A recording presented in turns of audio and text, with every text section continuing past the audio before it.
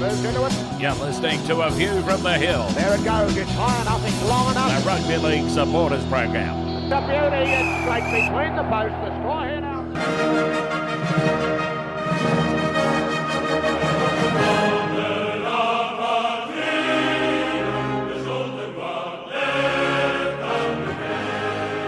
Hello and welcome to That's the Way It Was, a program that looks back at the history of rugby league. Episode 5 is part 2 of the history of rugby league in France. In part 1, Mike Rylance told us about the incredible rise of rugby league in the 1930s, followed by the cruel bans of the Vichy Regime in the 1940s and the golden period of the 1950s, which saw France dominate international rugby league. Part 2 begins in the 1960s. Okay, so France, continues to be competitive during the 60s. They make the final of the 68 World Cup where they're beaten by Australia. We should also remember that the last Rugby League Test series that Australia lost was in 1978 against France. And it's in this Test series that we find out about another very important French player. Now, I've got to tell you, this is sort of a bit of a throwback for me as well, Mike, because when I was much younger, I did have a Penpal. I had a Penpal who in England, and we would exchange letters basically based on rugby league there. He lived up in Cumbria, up in Egremont. In Egremont in Cumbria. Oh, yeah. Okay, he lived up there. And I would write letters to him about, this guy's playing very well and this player's great and this is the greatest player going around at the moment. But of course, Steve was his name. Steve would write back and said, yes, Robert, but you've never seen JeanMarc Beret. So who was JeanMarc Beret, Mike? Right. Jean-Marc Beret was a very talented player, but also a controversial figure, as it turned out eventually, because if we take the year 1980, so 2 years after Australia were twice beaten by France in France, Jean-Marc Beret wasn't playing in that series, but he burst onto the scene very soon after. Okay. And in against New Zealand, he scored 2 tries in the 6-5 win over New Zealand, and then a try in the defeat. Their only try in the 11-3 defeat, which followed. So he's a kind of glamour boy of French Rugby League centre. Yes. He played starting off at Catalan, and then moved to the smaller club, Pia. But soon after that series against New Zealand, in fact, only 4 days later, he signed very controversially for USAP, which is the rugby union club in Perpignan. Now, Perpignan is like a rugby cauldron, and particularly at that time, you were either rugby league or you were rugby union, and never the twain shall meet. Things have changed a bit since then, but that was the one thing that really got the passion going, whether you're a rugby league person or a rugby union player. The fact that he switches codes was caused an uproar, to say the least. The reason behind all of that, it's thought, is that the French Rugby Union were keen to hit back at Rugby League for, as they saw it, poaching their players. Okay. And so they snared the biggest star on the Rugby League stage at the time. In fact, there were lots of cross-code changes in spite of a protocol that had been in place to try to stop it. Yes. But the French Rugby Union, their president, Albert Ferras, was adamant that Rugby League had to stop poaching rugby union players. And to hit back, they persuaded Jean-Marc to sign for USAP Perpignan. But in fact, it wasn't against his wishes or anything like that. Far from it, because he had played rugby union as a youngster, right, and simply wanted to play rugby Rugby Union as a new challenge, but also because it was the game he knew as a youngster. There were no hidden motives in it as far as he was concerned, and also they set him up in business, and there were contacts through the club which helped him along and this kind of thing. So people assumed he'd been paid a whole load of money to sign, but in fact that wasn't the case. But he was set up in his own business, which helped him through his life. But he's still alive in Perpignan today and still working, by the way. Okay. Was there an agreement between the French Rugby League and the French Rugby Union, the so-called the protocol, as you mentioned there? Was there some sort of formal agreement between the two bodies not to poach other players, players from the other? There was. Yeah, very much so. In fact, it started way back in 1947 and was renewed at various stages. But although it was an official agreement agreed through the Ministry of Sport, it was transgressed at various points by various clubs on both sides. It was never a watertight agreement in any sense. Yeah. And particularly at the top level, the two codes were not supposed to take international level players away from the other code. So that's another reason why the Beret affair was quite a scandal at the time. Yeah, Mike, because this is, I was just talking to Tony before we called you, and both Tony and I have this fleeting memory that during the 70s and perhaps even into the 80s, the Australian Rugby League was sending young players to France to, well, I don't know, just improve their rugby league experience and that sort of thing. And we were wondering what happened to these young guys that were being sent. Do you have a memory of this, of young Australian players being sent to play rugby league in France? Yeah, there were. I had the impression that numbers increased more from the 80s onwards rather than before that period. There were one or two before then. British players as well, for that matter, who were recruited by clubs, but only in a kind of ad hoc sort of way.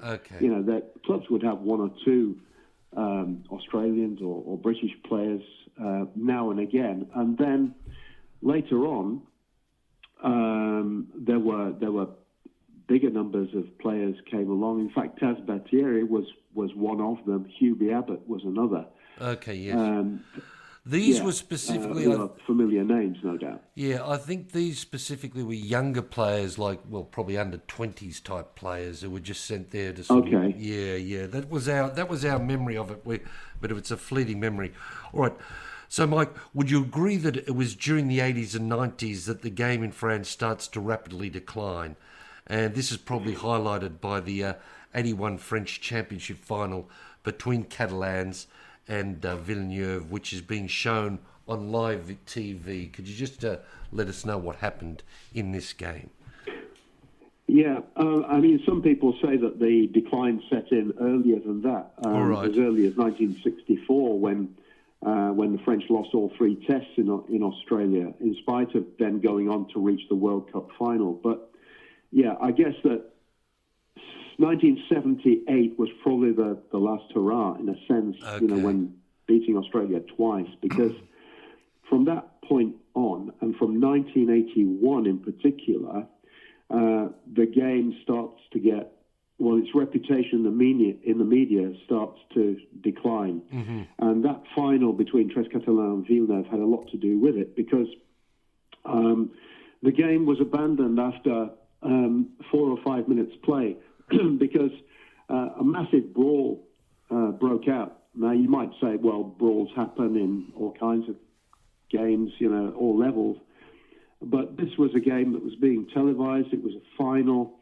And the brawl just seemed to go on, and nobody could stop it until the Villeneuve team walked off in protest. They saw themselves as the victims.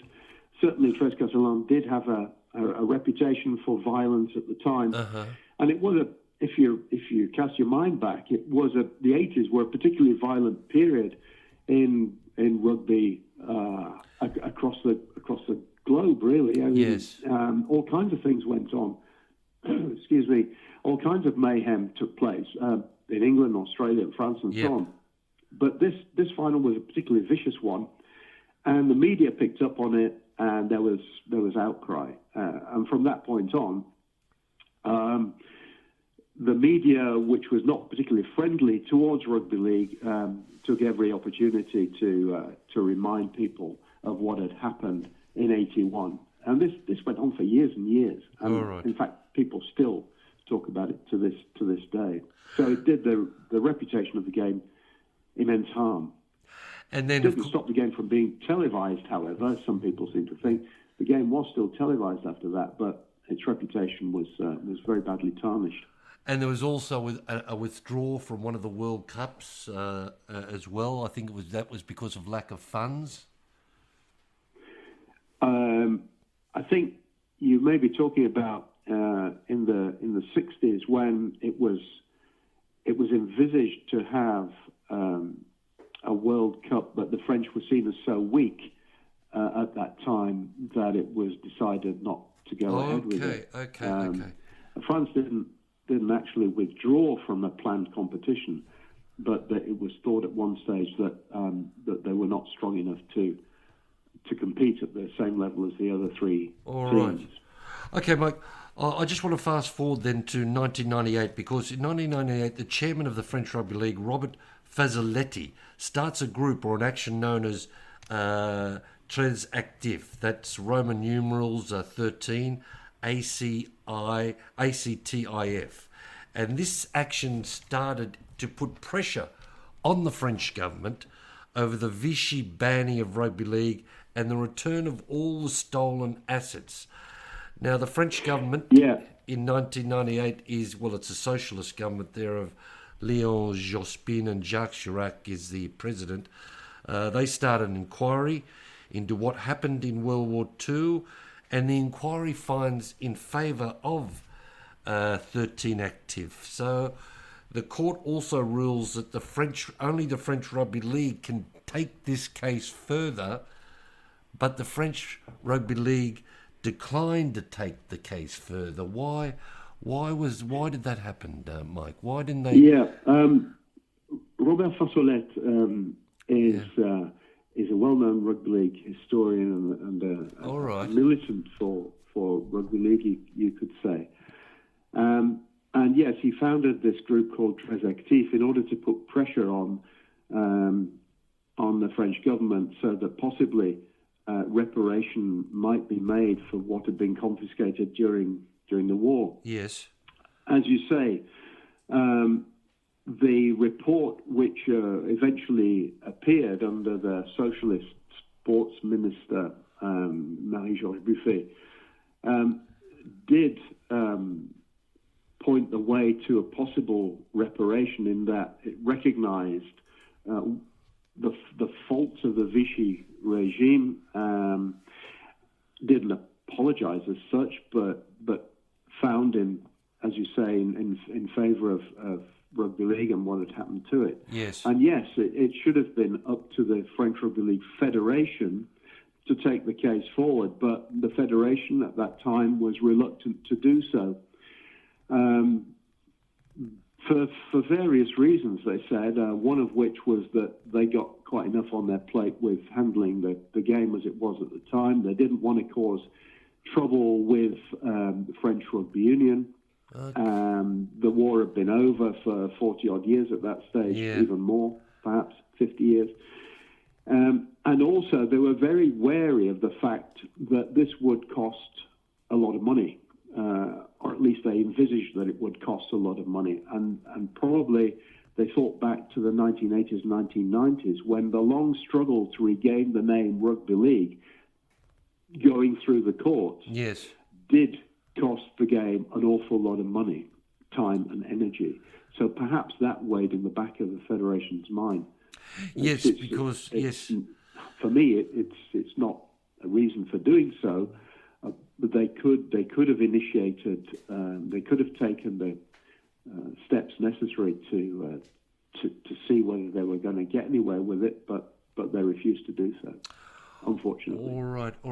So, okay, meanwhile, Mike, over in England, the English Rugby League starts a Super League competition in 1996. Now, when the competition starts, there is a French team called Paris Saint-Germain. Unfortunately, this club doesn't last too long. Why? What was the story behind Paris Saint-Germain? Well, like everything else that happened at the start of Super League, it all took place in a massive hurry. Over here, the season switched from one year to the next, from the traditional winter season to the so-called summer season. Yes. Even though we're starting in February this year, I think. Anyway, that's what it became. And Paris Saint-Germain didn't have the kind of structures in place that all the other clubs, right, which form part of Super League here, did.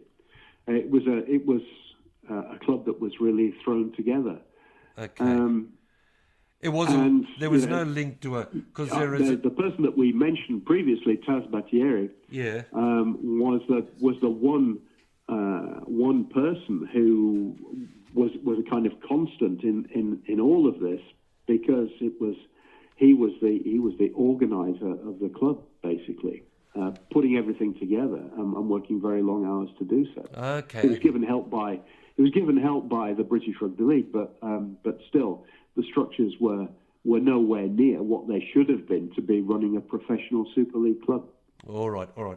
And there was no link to the soccer, because there is a soccer team called Paris Saint-Germain, isn't it? Yeah, exactly the same. Yeah, they wore the same. They wore the same jerseys. Okay. Same colours.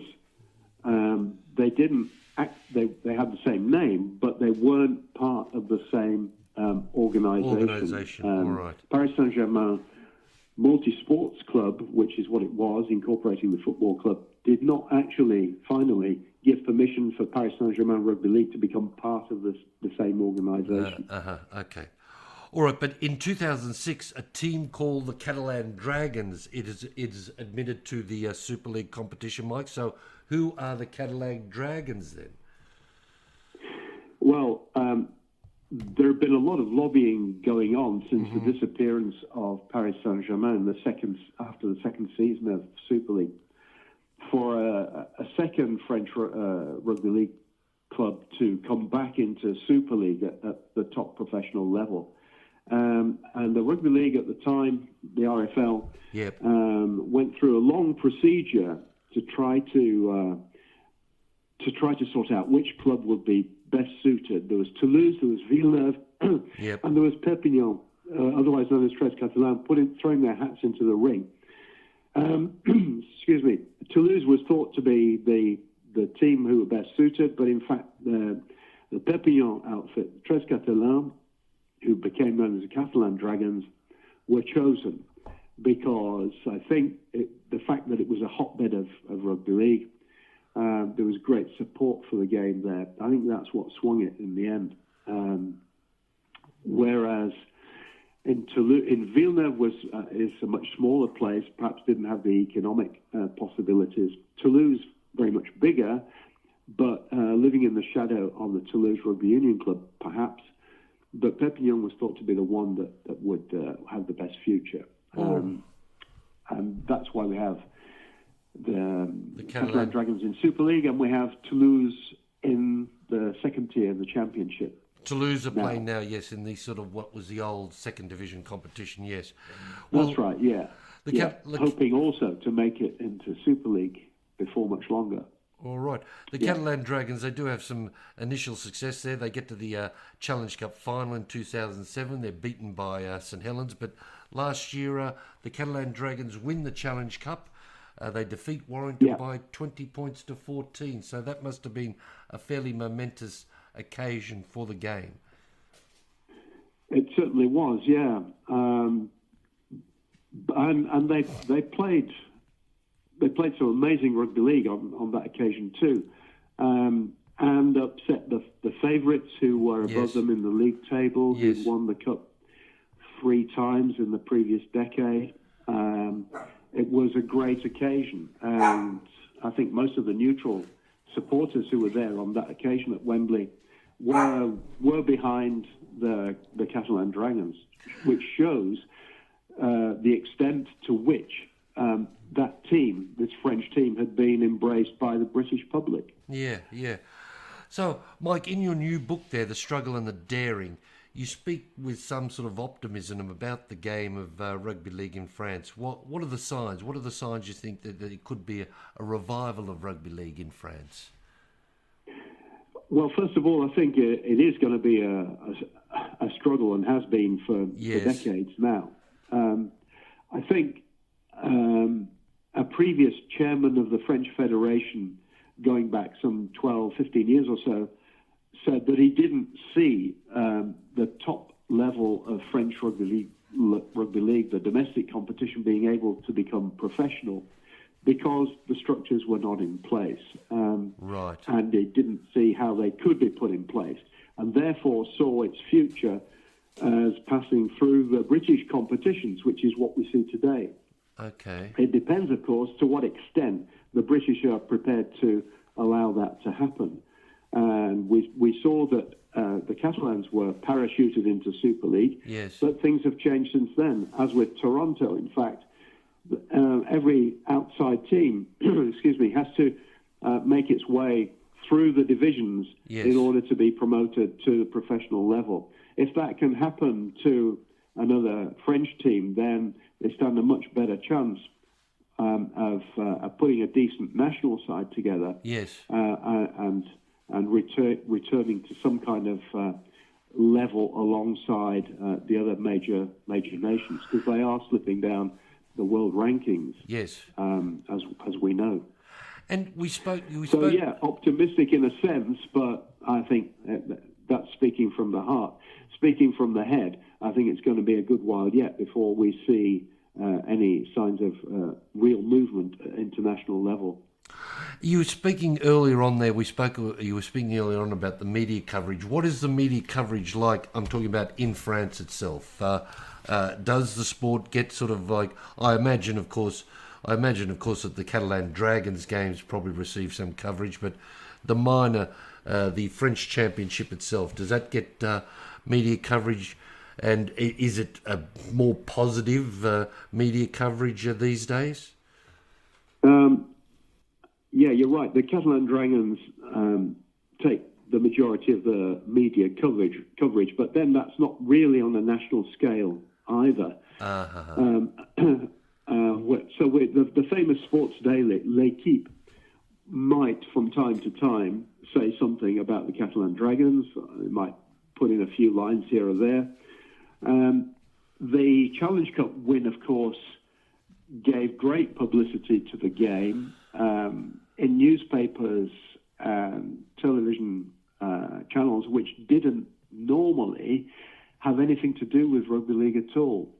The domestic competition, however, is quite poorly served by the media. So, it only appears really in regional newspapers, and then only in very local editions of those regional newspapers, sadly. All right. And it's always in a kind of matter-of-fact way. You know, it doesn't really adopt any kind of positive stance towards the game.